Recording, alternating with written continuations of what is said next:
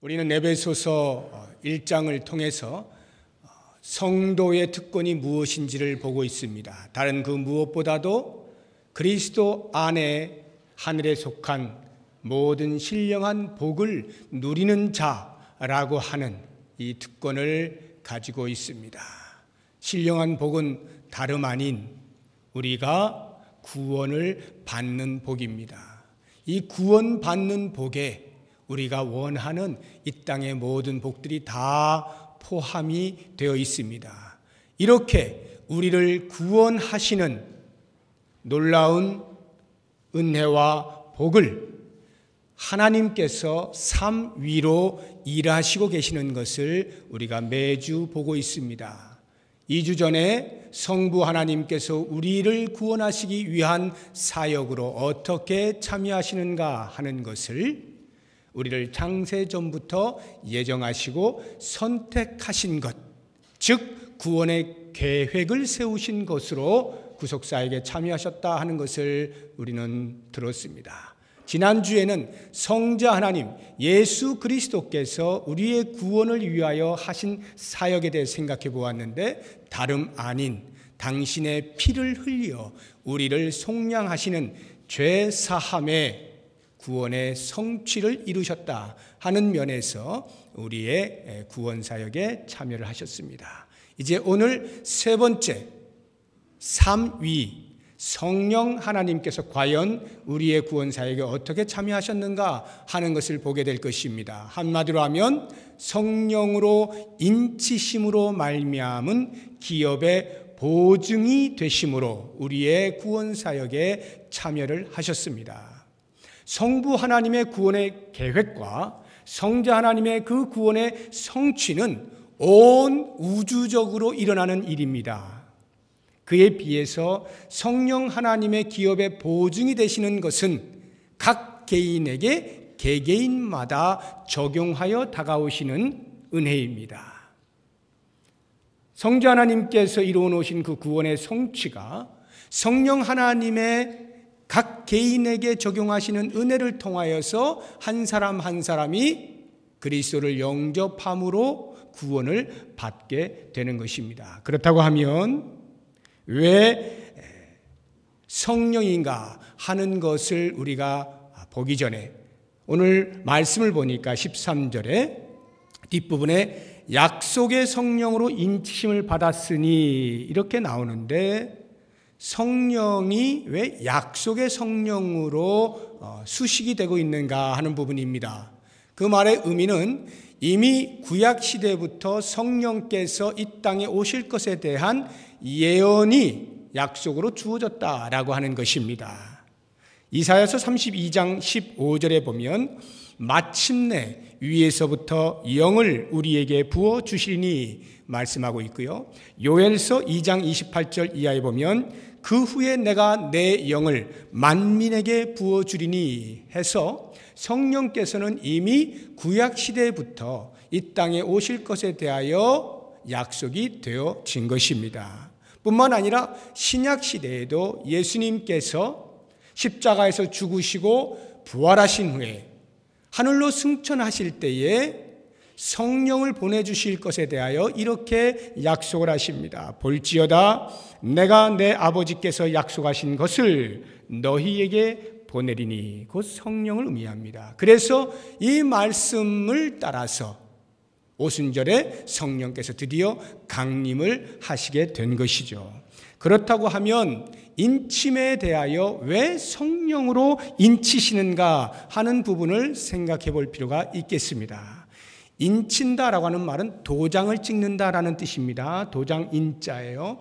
도장을 찍는다라고 하는 것인데, 우리가 보통 도장을 찍는 경우들을 한번 생각을 해보시면 많은 경우가 있겠습니다만 제가 한 세 가지 정도를 말씀드리면, 하나는 도장을 찍음으로써 이것은 내 것입니다 라고 하는 소유를 나타낼 때 도장을 찍습니다. 우리 지하에 가보면은 북카페가 있죠. 그 도서관이 있습니다. 그 도서관 가보시면은 전부 부평동북교회 도장이 꽉꽉 찍혀 있어요. 책마다. 그거 찍혀 있지 않으면 가져가셔도 됩니다. 도장 찍혀 있는 것은 다 부평동북교회에 속해 있는 것입니다 라고 하는 것을 표시하는 것이죠. 두 번째로 도장을 찍는 것은 우편물 같은 걸 보시면은 금방 이해가 될 텐데, 도장을 찍음으로써 이것은 안전한 것입니다 라고 하는 것을 나타낼 때 역시 도장을 찍습니다. 또 다른 하나가 있다면, 계약서를 쓴다든가 할 때 도장을 찍지 않습니까? 그것은 도장의 주인의 권위가 거기에 있다라고 하는 것입니다. 비록 종이 한 장에 불과하지만 도장이 찍힘으로써 도장의 주인의 권위가 그 서류 한 장에 들어있는 것이죠. 이런 것처럼 이런 의미들을 우리가 생각해 볼 때, 하나님께서 우리의 구원을 위하여 성령으로 도장을 찍으신다라고 하는 말, 왜 성령이어야 하느냐라고 할 때에, 구약시대에 유대 사람들은 하나님 나라의 백성이 되는 방법으로 아브라함의 자손이어야 한다라고 생각을 했습니다. 그래서 자기들은 아브라함의 자손이기 때문에 당연히 구원받은 백성이다, 하나님 나라의 백성이라 여겼습니다. 뿐만 아니라 율법을 가지고 있는 자들로서 그 율법을 잘 지킴으로써 구원을 받을 수 있다라고 생각을 하고 있었던 것입니다. 바로 이와 같은 부분에 대하여 하나님께서는 그것이 아니다라는 거예요. 혈통적으로 하나님 나라의 백성이 될 수 없다는 것이고, 무엇을 열심히 지켜내는 행위로서 하나님 나라의 백성이 될 수 없다라고 하는 거예요. 그러면 어떻게 하나님 나라의 백성이 되느냐? 그것은 오직 성령이 그 마음에 들어오실 때, 성령께서 도장으로 찍혀지게 될 때에, 그때만이 비로소 하나님 나라의 백성이 된다라고 하는 것입니다. 그러니까 성령이 오실 때만이 진정한 하나님 나라의 백성을 모을 수가 있기 때문에 오직 성령으로 도장을 찍으시는 것입니다. 자, 그렇다고 하면 성령으로 어떻게 도장을 찍으시는가? 이것이 궁금하지 않습니까? 13절에서 그 말씀을 해주고 있습니다. 13절 보십시오. 그 안에서, 여기 그는 예수 그리스도입니다. 예수 그리스도 안에서 너희도 진리의 말씀, 곧 너희의 구원의 복음을 듣고, 말씀을 듣는 것과 그 다음 그 안에서, 역시 예수 그리스도 안에서 또한 믿어 듣는 것과 믿는 것, 이것이 약속의 성령으로 인치심을 받은 것과 관계가 있습니다. 자, 이제 어떻게 우리의 구원이 일어나는지를 제가 설명을 드릴 테니까 잘 들어보십시오. 가장 먼저 우리에게 구원이 작용하게 되는 그 첫 번은 듣는 것입니다. 아무도 한 번도 복음을 듣지 못하였는데, 복음을 접하지 못하였는데 예수를 믿게 되는 경우는 없어요. 그래서 반드시 복음을 전하는 사람이 필요하고, 그 전하는 말을 듣는 것이 구원의 첫 단계입니다. 이것을 학문적인 용어로는 외적 부르심 이렇게 불러요. 그 부르심, 소명이라고 하는데 이 소명에 두 가지가 있거든요. 그 첫 단계가 외적 부르심입니다. 밖에서부터 부르는 소리, 이 말이에요. 그러니까 이 시간에 제가 복음을 외칠 때 여러분들이 듣잖아요. 이렇게 듣는 것을 가리켜 외적 부르심이라 하는 것입니다. 예수 믿으세요, 예수 믿으세요, 이걸 사람들이 듣는다는 거예요. 이 들음에서부터 구원이 출발을 하는데, 그러나 들었다고 해서 모든 사람이 다 예수를 믿지는 않는다는 것을 우리는 경험을 통해서 이미 알고 있습니다. 전도해 보신 분들은 알겠지만 목이 터져라 외쳐도 반응하지 않는 사람들 있잖아요. 그런데 어떤 경우는 한마디 던졌는데 곧바로 마음을 열고 쑥 받아들이고, 네, 알겠습니다, 제가 예수를 믿을게요, 이렇게 하는 분들도 만난 적이 있으실 겁니다. 그러니까 외적인 부르심이 있다 하여서 모두가 다 믿는 것은 아닙니다. 부름에 대한 들음이 있을 때에만 믿음이 생기지만 그 믿음이란 모든 사람에게 동일하게 일어나지는 않는다 이 말이에요. 그러면 과연 어떻게 해서 이 믿음이 누구에게만 그러면 들어가게 되는 것이냐라고 할 때에 거기에 바로 성령의 작용이 있는 것입니다. 그것을 가리켜서 학문적인 용어로 내적 부르심이라 이렇게 말하는 거예요. 내적 부르심. 다시 말하면 누군가가 복음을 외쳐서 그것을 듣습니다. 외적인 부르심에 대하여 들어요. 들었는데 이것이 나의 믿음으로 가기 위하여는 반드시 성령께서 그 사람의 마음을 열고 마음에 작용하셔서 그 들은 말씀에 대하여 그래 맞아 내가 받아들여야지 라고 하는 마음을 갖게 해주시는 사람만이 믿음을 가질 수가 있는 거예요. 이것이 바로 성령의 인치심입니다. 그러니까 성령의 인치심이라고 하는 것은 믿음이 있기 이전에 있는 일이에요. 반대로 믿음이라고 하는 것은 우리가 성령으로 인침받은 사람입니다 라고 하는 것을 외적으로 증거하는 것입니다. 그러므로 이 시간에 만약 여러분들이 나는 예수 그리스도를 믿습니다 라고 고백하는 그 믿음이 있는 분이라면 누구나 예외 없이 다 성령으로 인침을 받은 분들입니다. 자, 그렇다고 한다면 이러한 성령의 인치심에 대하여 좀 더 구체적으로 14절에서 사도 바울이 또 다른 말로 표현하고 있는데 그것이 기업의 보증이라고 하는 것입니다. 14절 보십시오. 이는 우리 기업의 보증이 되사 그 얻으신 것을 속량하시고 그의 영광을 찬송하게 하려 하심이라. 성령이 곧 보증이 되신다라고 하는 말인데요. 과연 성령은 우리의 보증이신가 하는 부분에 대해서 또 다른 곳에서 한번 증거 구절을 찾아보면 좋겠습니다. 고린도 후서를 한번 찾아보시기 바랍니다. 고린도 후서 1장 신약성경 287쪽입니다. 287쪽 고린도 후서 1장 21절 22절 21절 22절 같이 읽어봅니다.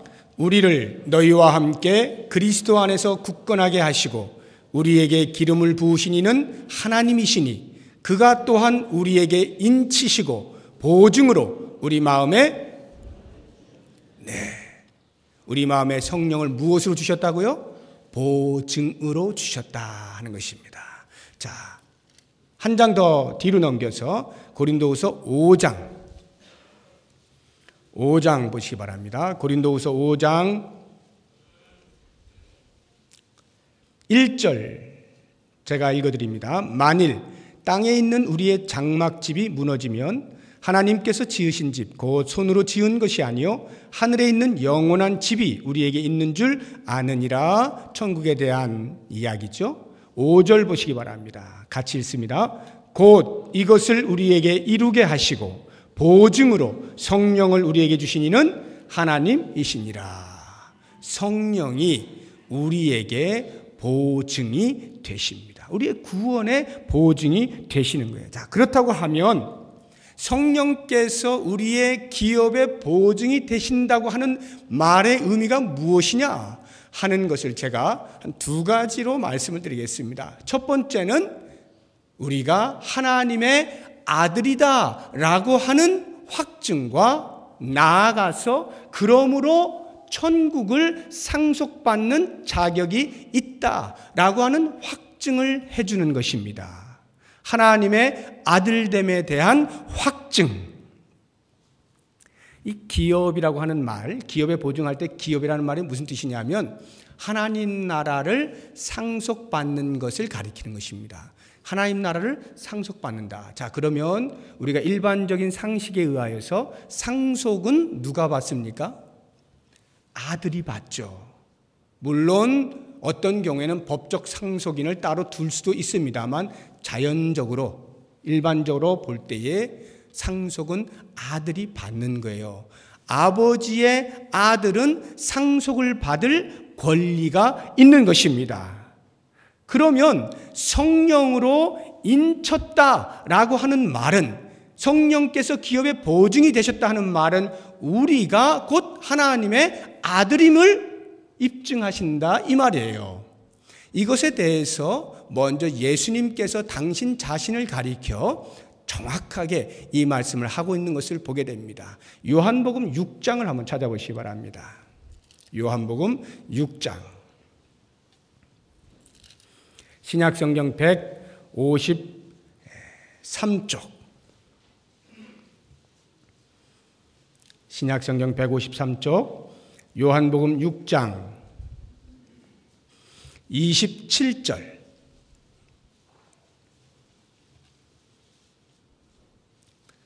27절. 자, 같이 읽어봅니다. 썩을 양식을 위하여 일하지 말고 영생하도록 있는 양식을 위하여 하라. 이 양식은 인자가 너희에게 주리니 인자는 아버지 하나님께서, 여기 인자가 누구예요? 예수 그리스도, 당신 자신을 가리키는 거죠. 예수님께서 스스로를 가리키기를 아버지 하나님께서 인치신 자다. 무엇으로 인쳤다고요? 성령으로. 그래서 마태복음 3장에 보면 예수님께서 공생애를 시작하실 때에 세례 요한에게 세례를 받으시잖아요. 세례를 받고 물에서 올라올 때에 하늘에서 성령이 비둘기같이 그의 위에 임하고 하늘문이 열려 음성이 들리죠. 뭐라고 하나요? 이는 내 사랑하는 아들이요 내 기뻐하는 자라.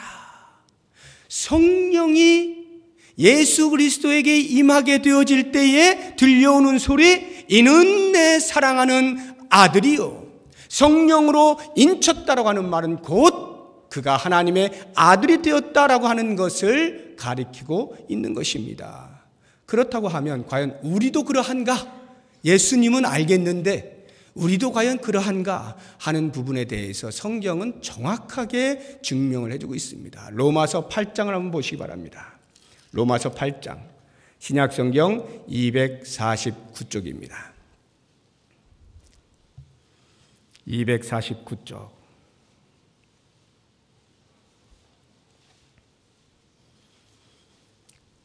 (8장) 14절에서 17절까지 14절에서 17절까지 내용을 잘 이렇게 생각하시면서 같이 읽어보도록 하겠습니다. 무릇 하나님의 영으로 인도함을 받는 사람은 곧 하나님의 아들이라. 너희는 다시 무서워하는 종의 영을 받지 아니하고 양자의 영을 받았으므로 우리가 아빠 아버지라고 부르짖느니라. 성령이 친히 우리의 영과 더불어 우리가 하나님의 자녀인 것을 증언하시나니 자녀이면 또한 상속자 곧 하나님의 상속자요 그리스도와 함께한 상속자니 우리가 그와 함께 영광을 받기 위하여 고난도 함께 받아야 할 것이니라. 분명하게 이야기하고 있죠. 하나님의 영으로 인도를 받은 사람 다 하나님의 사람, 하나님의 아들, 우리가 하나님의 자녀인 것을 성령께서 증언을 하신다라고 말씀하십니다. 똑같은 내용이 갈라디아서에도 나옵니다. 한 번 더 확증하는 의미에서 갈라디아서도 한번 찾아보겠습니다. 갈라디아서 4장, 신약성경 306쪽입니다. 신약성경 306쪽, 갈라디아서 4장 1절에서 7절까지의 말씀인데 제가 1절에서 5절까지 읽고 6절 읽을 때 함께 6절 7절을 읽어주시면 되겠습니다. 내가 또 말하노니 유업을 이을 자가 모든 것의 주인이나 어렸을 동안에는 종과 다름이 없어서 그 아버지가 정한 때까지 후견인과 청지기 아래에 있나니 이와 같이 우리도 어렸을 때에 이 세상의 초등학문 아래에 있어서 종노릇하였더니 때가 참에 하나님이 그 아들을 보내사 여자에게서 나게 하시고 율법 아래에 나게 하신 것은 율법 아래에 있는 자들을 속량하시고 우리로 아들의 명분을 얻게 하려 하심이라. 너희가 아들이므로 하나님이 그 아들의 영을 우리 마음 가운데 보내사 아빠 아버지라 부르게 하셨느니라. 그러므로 내가 이후로는 종이 아니요 아들이니 아들이면 하나님으로 말미암아 유업을 받을 자니라. 성령이 우리 안에 들어오시면서 우리가 하나님의 아들 되는 것을 입증해 주고 계신다 이 말이에요. 그러면 하나님의 아들 된 자는 아버지를 상속할 수 있는 권한이 생기는 거예요. 아들은 아버지를 상속하는 거예요. 아버지의 모든 것을 다 상속받을 수 있는 권한이 생긴다라고 하는 것입니다. 이러한 상속의 부분까지를 성령께서 보증하시는 겁니다. 왜 성령이 보증하시는 것이 중요한가? 성령은 하나님의 영이시기 때문에 하나님이 변개하지 아니하시는 것처럼 성령도 변개하지 아니하셔요. 성령은 하나님의 영이기 때문에 하나님께서 취소하지 아니하시고 결코 실패하지 아니하시는 것처럼 성령도 우리의 구원을 취소하거나 실패하지 아니하시는 거예요. 그러므로 성령의 인치심이 그렇게 중요한 겁니다. 성령이 도장을 찍으시면 그 순간 우리들은 이미 하나님 나라의 아들이요 상속자가 되어 버리는 것입니다. 이렇게 제가 큰 소리로 외쳐도 다 알겠어요. 머리로는 알겠고 맞아 그렇지 성령이 내 안에 계시니까 내가 하나님을 아버지라고 부르고 있지. 맞아 내가 죽으면 이제 천국을 갈 거야. 이런 소망 정도는 여기 계신 분들이 다 하고 계실 거예요. 그럼에도 불구하고 혹 이러한 의구심이 들는지도 모르겠습니다. 야, 내가 죽는데 만약에 죽지 않고 하나님께서 나를 죽지 않고 다른 사람들은 다 죽는데 하나님의 자녀로 도장 찍어주신 사람들은 죽지 않게 해주시면 금방 알겠는데 우리도 죽지 않는가? 만약 죽어서 끝나면 어떻게 되는 것인가? 혹시 이런 두려움이나 걱정이 드시는 분 계시지 않습니까? 내가 죽으면 과연 성령의 인치심이라고 하는 것이 어디까지 가능한가? 이 부분에 대해서 우리의 마음 가운데 확신을 심어주는 말씀이 있어요. 한 번 더 찾아보시죠. 로마서 8장. 아까 찾아보았죠? 로마서 8장. 신약성경 249쪽. 로마서 8장. 10절, 11절. 10절, 11절. 큰 목소리 읽어보겠습니다. 또 그리스도께서 너희 안에 계시면 몸은 죄로 말미암아 죽은 것이나 영은 의로 말미암아 살아있는 것이니라. 예수를 죽은 자 가운데서 살리신 이의 영이 너희 안에 거하시면 그리스도 예수를 죽은 자 가운데서 살리신 이가 너희 안에 거하시는 그의 영으로 말미암아 너희 죽을 몸도 살리시리라. 이 말씀을 보세요. 저는 이 말씀 볼 때마다 무슨 말을 이렇게 길게 느려뜨려서 이렇게 말씀하시나 간단하게 하면 되는데 간단하게 하려고 하면 어떻게 됩니까? 예수를 죽은 자 가운데서 살리신 이의 영, 성령이죠? 성령께서 너희 안에 거하시면 그리스도 예수를 죽은 자 가운데 살리신 이가 누굽니까? 하나님이시죠. 하나님이 너희 안에 거하시는 성령으로 말미암아 이렇게 하면 짧게 할 수 있는데 왜 예수를 죽은 자 가운데서 살리신 이를 계속 반복하고 이게 길게 말을 하고 있을까요? 성령의 인치심, 기업의 보증이라고 하는 것은 우리의 죽을 몸도 살리시는 능력이 있다 이 말입니다. 마치 무엇처럼? 예수 그리스도가 죽음 가운데에서 부활하여 다시 살아나 천국에 올라가신 것처럼 성령이 계신 사람은 죽을 몸으로 머무는 것이 아니라 다시 살아나 그 기업의 보증이 되는 거예요. 성령께서 그 보증을 해 주신다 이 말이에요. 얼마나 놀라운 일입니까? 우리는 죽어요. 우리 육신은 죽습니다. 죽음을 피하지 못해요. 그런데 어떻게 살 수 있느냐? 우리 안에 계신 성령을 보시고 아버지께서 예수 그리스도를 죽은 자 가운데 살려주신 것처럼 그 성령을 보시고 우리를 살려주시겠다 이 말이에요. 이것이 우리를 향한 성령님의 구원의 보증이 되는 것입니다. 제가 오늘 새벽 기도를 하다가 우리 교회는 새벽 기도를 생명의 삶이라고 하는 큐티 책을 가지고 매일 이렇게 해나가고 있어요. 거길 보면은 매일의 그 큐티 맨 마지막에 보면 이렇게 예화가 하나씩 꼭 들어 있습니다. 제가 오늘 그 예화를 이렇게 읽다가 야, 이거 기가 막히다. 오늘 말씀을 위하여 이게 새벽에 저에게 주셨나 보다. 이런 생각이 들어서 좀 소개를 하려고 하는데 오인숙 교수라고 하는 분이 쓰신 책입니다. 생각을 바꾸시는 하나님이라고 하는 책에 나와 있는 것을 인용하여 예화로 넣었는데요. 어떤 거냐 하면 이분이 예를 하나 들었습니다. 청년이 있는데 이 청년이 정신병자예요. 그래서 자기를 늘 쥐라고 생각해요. 쥐라고 생각해서 나는 쥐다, 나는 쥐야 이렇게 하고 있는 거예요.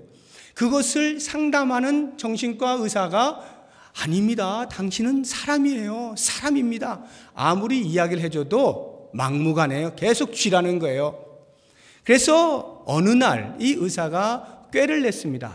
도저히 이렇게 해가지고는 씨알이 안 먹힌다. 차라리 인정을 해보자. 이래가지고 어느 날 왔는데 그 청년이 또 그날도 어김없이 나는 쥐입니다. 나는 쥐예요. 이렇게 하니까 맞습니다. 당신은 쥐예요. 이렇게 했다는 거예요. 당신은 쥐예요. 아니 그걸 어떻게 아셨어요? 이 어려운 것을 사람들은 다 모르는데 어떻게 당신만 알았어요? 이랬더니 이 청년이 갑자기 가슴이 뻥 뚫리는 듯 그렇죠! 하고는 자기에게 동의해준 그 의사 선생님을 붙들고 고맙다고 막 흔든 거예요. 그때 의사 선생님이 덧붙여 말하기를 당신이 쥐인 건 맞는데 당신이 지금은 변화가 되어서 쥐에서 변화가 되어서 사람이 되었습니다. 이렇게 이야기를 해준 거예요. 그랬더니 이 청년이 그래요? 내가 변한 거군요. 내가 사람이 된 거군요. 하고는 그냥 쑥 받아들이더라는 거예요.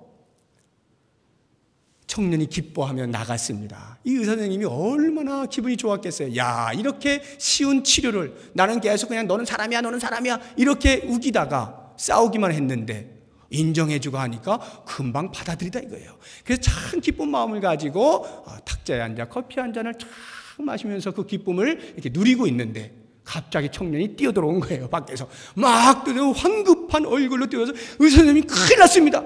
아니 왜요? 밖에 고양이가 있어요. 그래. 밖에 고양이가 있다는 거예요. 이게 무슨 말이에요? 아니, 선생님 지금 사람으로 바뀌었다니까요. 지금 선생님은 더 이상 쥐가 아니에요. 두려워할 필요 없어요. 사람입니다. 그랬더니 이 청년이 하는 말이 아니 나는 쥐가 사람으로 바뀐 건 나는 알겠는데 저 고양이가 알까요? 이렇게 이야기했다는 거예요. 저 고양이가 과연 내가 사람으로 바뀐 걸 알까요? 그거 모르면 쥐인 줄 알고 잡아먹을 거 아니냐 이거예요. 두려워하고 있는 거예요. 이 예화가 뭐냐면 정체성이 바뀌었을 때 그 정체성을 받아들이는 흡인력이 이렇게 사람에겐 더디다 이런 말이에요. 이게 좀처럼 바뀌어지지가 않는다 이런 말이에요. 한번 생각해 보세요. 죽었던 죄인이 하나님의 전적인 은혜로 말미암아 성령으로 도장을 찍으심으로 너는 하나님의 아들이다 신분을 바꾸어 주셨어요.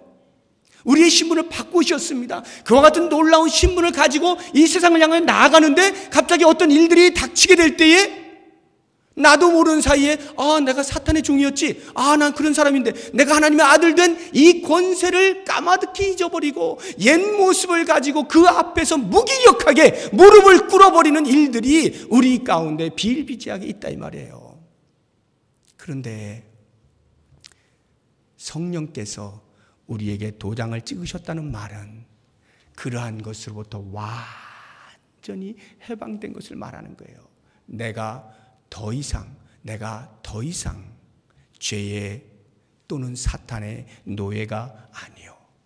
죄 사함을 받고 죄로부터 해방되어져서 하나님의 아들로 살아간다 이 말입니다. 이 보증을 꼭 붙잡는 것이 매우 중요한 거예요. 그래서 성령께서 기업의 보증이 되신다라고 하는 말은 우리가 죽어서 미래에 천국을 가게 될 때 너는 반드시 천국 갈 사람이야 라고 하는 것에 대해서만 도장을 찍어주는 것으로 그 역할을 다 하시는 것이 아닙니다. 그 다음이 매우 중요해요.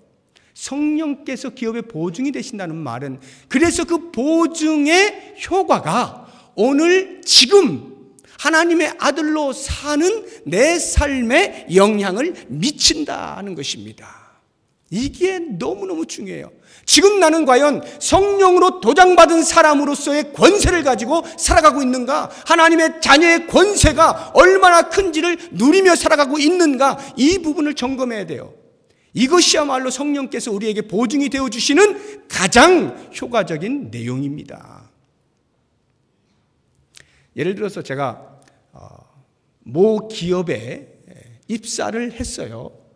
그러면 그 모 기업에서 저에게 4억을 주었다고 하죠. 4억이 아니고 사택, 집을 주었어요. 자, 당신 여기에 이제 거하십시오. 우리 회사원이니까 여기서 살아도 됩니다. 이렇게 했다고 쳐요. 그러면 제가 그곳에 들어갈 권리가 내가 무엇을 주었기 때문이 아니죠. 내가 그 보증금을 내었기 때문이 아니죠. 아무런 지불을 하지 않았지만 내가 회사에 들어간 그 자체만으로 그 4억을 사용할 수 있는 권한이 생긴 겁니다. 그런데 제가 그 집에 살면서 계속해서 마음에 불안해하면서 야 이거 쫓겨나면 어떡하지? 야 이거 돈 내라고 하면 어떡하지? 만약 이렇게 산다라고 한다면 누구 손해입니까? 다 자기 손해죠. 아무도 건드리지 않아요. 적어도 그 회사원으로 살아가고 있는 동안에는 아무도 시비를 걸지 않습니다. 그냥 거기 살 수 있는 권리가 다 주어졌는데도 불구하고 내 스스로가 내가 지불한 것이 없다 해서 혹시 나에게 돈 달라 하진 아니할까? 쫓아내지는 아니할까? 이런저런 걱정하면서 끙끙거리는 것은 두 팔 두 다리를 쫙 뻗고 자는 사람이나 끙끙거리면서 사는 사람이나 그 집에 사는 건 똑같은데 삶의 질이 다르다 이 말이에요. 삶의 질이 마찬가지로 우리 안에 성령이 내주하셔서 하나님의 자녀의 권세를 주셨음에도 불구하고 과연 그것이 얼마만큼 큰 권세인가라고 하는 것에 대하여 의심을 하면서 의구심을 가지고 무기력하게 비실비실하게 그렇게 사는 성도가 있는가 하면 그 권세대로 누리면서 사는 사람이 있어요. 성령께서 우리에게 기업의 보증이 되신다는 말은 이렇게 무기력한 삶을 살게 하시는 것이 아니라 권세를 가지고 살아갈 수 있도록 하는 이 현재 삶에 대해서도 영향을 미친다 이 말이에요. 그래서 우리 교회가 하나님 나라 이루어가는 신앙 공동체라고 하는 연구표 아래서 성부 하나님, 성자 하나님, 성령 하나님의 교회로서 가지고 있는 우리의 목표들이 있죠. 성부 하나님의 교회로서 하나님의 부름받은 백성들로서 우리는 하나님 나라의 실존을 알립니다 라고 말을 하죠. 성자 하나님 예수 그리스도의 교회로서 그리스도의 피로 세워진 교회로서 우리는 하나님 나라의 삶의 완성에 동참합니다. 이렇게 선언합니다. 그리고 마지막 세 번째 성령 하나님의 교회로서 성령 충만한 교회로 하나님 나라의 삶을 선언합니다. 이렇게 우리는 선포하고 있어요. 바로 이 세 번째 성령 충만한 교회로서 하나님 나라의 삶을 선언한다는 것을 가지고 우리가 올해 교제라고 하는 그 표 성령이 하나 되게 하신 것을 힘써 지키라 이렇게 내걸고 있는 것입니다. 우리는 이 땅을 살고 있지만 하나님 나라를 선언할 수 있다는 거예요. 먼저 경험할 수 있다는 거예요. 비록 우리의 몸은 아직 하나님 나라에 가 있지 아니하지만 그 하나님 나라에 사는 모습에 대하여 이 땅에서도 얼마든지 경험할 수 있다 이 말입니다. 자, 그러면 어떻게 성령의 도장 찍으심이 그것을 가능하게 만드는가 하는 것을 우리가 한번 생각해 보죠. 하나님 나라의 특징이 여러 가지가 있겠습니다만 한마디로 이야기하자고 하면 하나님 나라에서는 하나님과 하나님 나라의 백성이 함께 사는 것입니다. 하나님의 다스림을 받으면서 함께 사는 거예요. 그래서 죄를 짓기 전에 에덴 동산을 보세요. 하나님과 아담과 하와가 함께 살잖아요. 이것이 가장 행복한 모습이에요. 인간이 하나님과 함께 사는 것 가장 행복한 모습입니다. 완벽한 거예요. 이게 하나님 나라예요. 그런데 이것이 죄로 인하여서 우리 인간이 하나님으로부터 떠날 수밖에 없었잖아요. 하나님 나라를 경험할 수 없게 되어버렸습니다. 이 부분에 대하여 하나님의 사랑이 견딜 수가 없어서 당신의 아들을 이 땅에 보내심으로 다시금 우리들로 하여금 하나님 나라를 경험하게 만들어 주었어요. 그래서 예수 그리스도의 오심에 대하여 말하기를 임마누엘이라 말하는 거예요. 하나님이 우리와 함께 계신다.